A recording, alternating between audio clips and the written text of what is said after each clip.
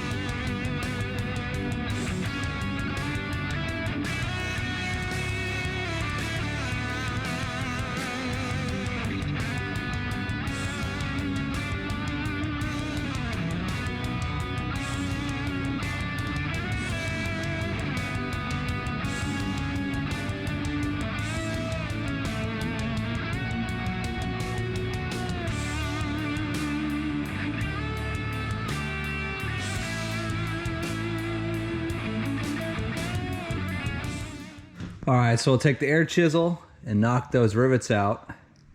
And the funny thing is the company I used to work for, they always see me wear this hat now. It's a CNC auto body hat.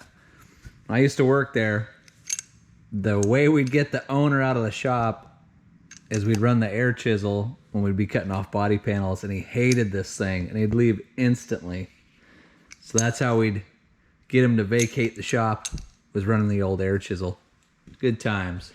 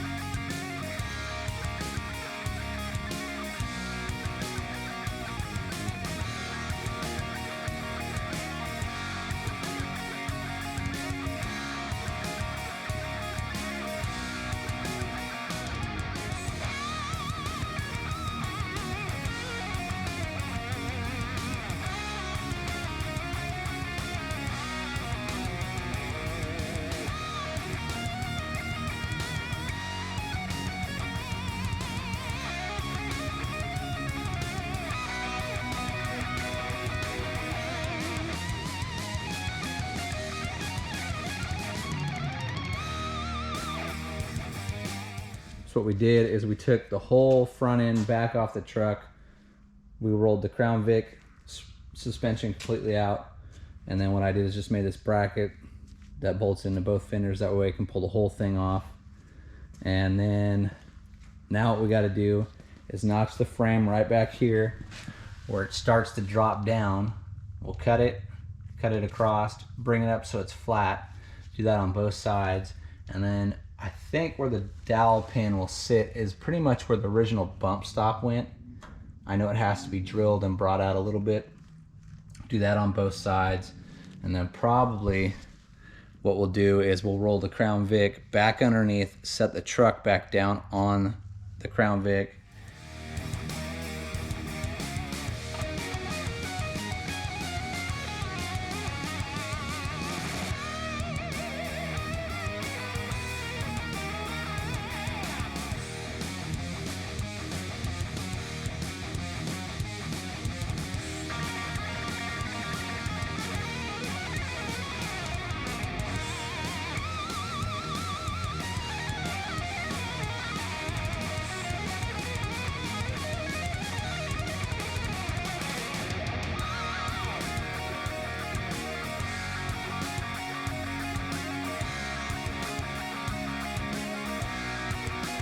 Holes all blown out on this thing. Now we just gotta, or now I gotta get in there, clean up the holes on both sides. And what we used was just, I think this came off the Merc. It was just for the ignition, but just use that as a template for the holes. Worked just fine. 3/4 inch. So what is it? It's a 3/4 inch inside diameter. So it's a 3/4 inch inside diameter for the dowel holes. And then yeah, if you have a plasma cutter, you can just do it like that, or if you want to use a drill, the choice is up to you. But yeah, I'll just do a time lapse on that, clean it up, and then we'll roll the Crown Vic back over here, set it down on there and see how it looks. And then we'll start cutting the top of the frame rails and all that fun stuff.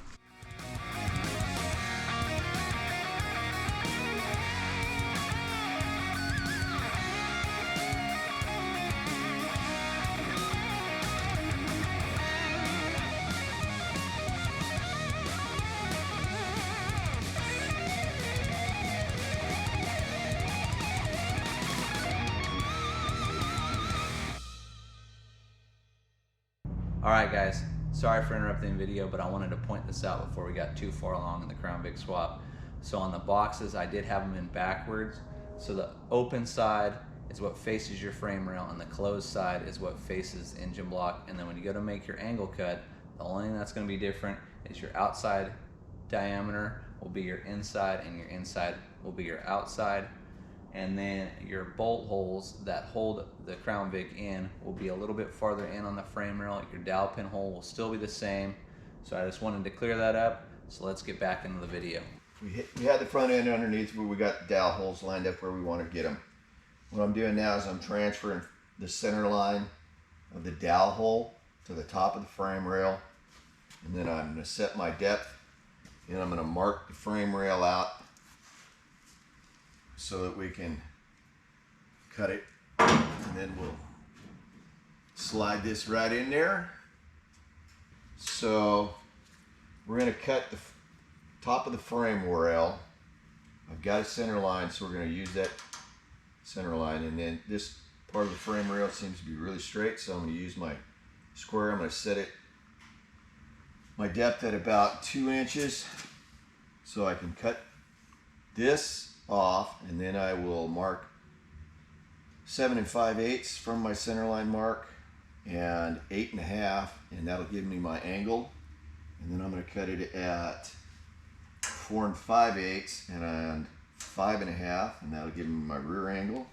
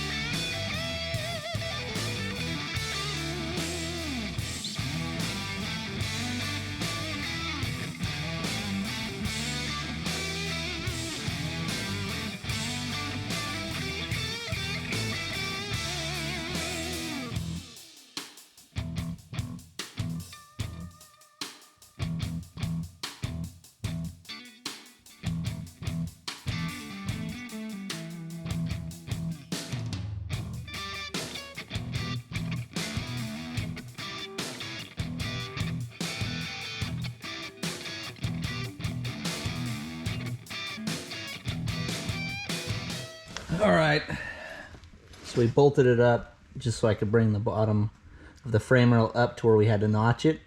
And we'll make a little filler piece for right here. Got it clamped in because this side of the bottom of the frame rail kind of moved out a little bit. I think it did the same thing on the other side. So let's tack it and then pull this plate off, weld this all the way across, and then do the same thing on the other side.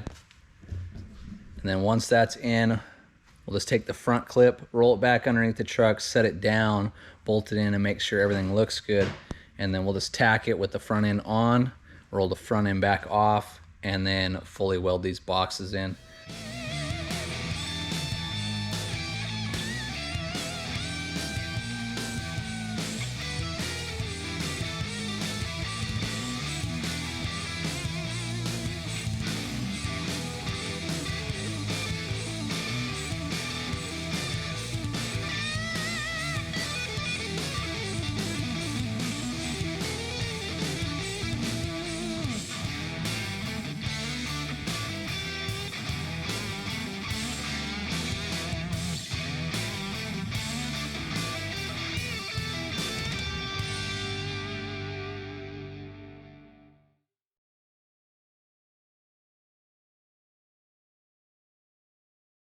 All right, so we got boxes in, they're bolted in the truck. So now what I gotta do is unbolt them, pull them out, clean the bottom and the front of the frame rail on both sides, and also the bottom of the boxes. And then what I'll do is slide them back in, bolt them back down, tack them in, and then I will have to make some brackets for the rear lower control arms. But for now, I'll finish up doing that, and I'll do a real quick time lapse, and we might throw the front of the truck back on. I'm not sure, we might just leave it off. But let's finish this thing up.